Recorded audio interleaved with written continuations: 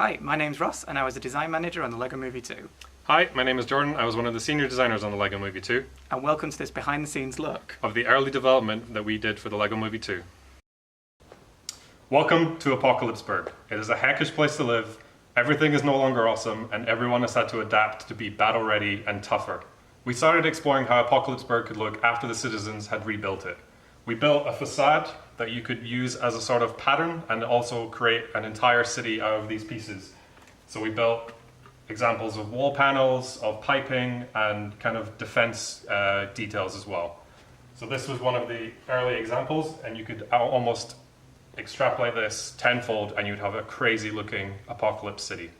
We built over-the-top engines, decorations, and weapons for the vehicles, and we were able to mix and match these in the different models, and this really helped us define a style that we could use for the locations, the buildings, the vehicles, and even the characters for both the live action sets, the models that were going to be shown in the movie in animation, and the toys themselves.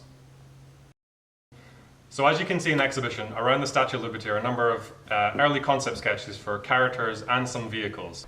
So we approach these models like we would any other toy. They're stable, they're fun to play with, and they have exciting play features.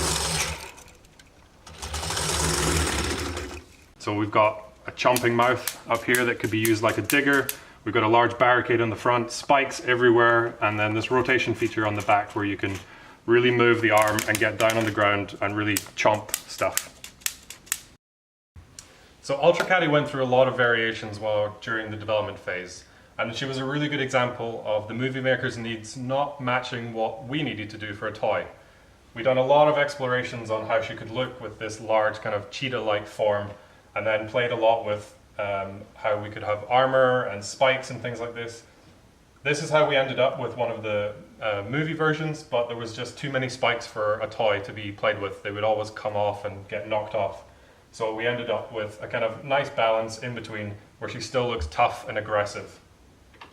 As I mentioned, one of the things that the movie makers really wanted was her face to be on screen.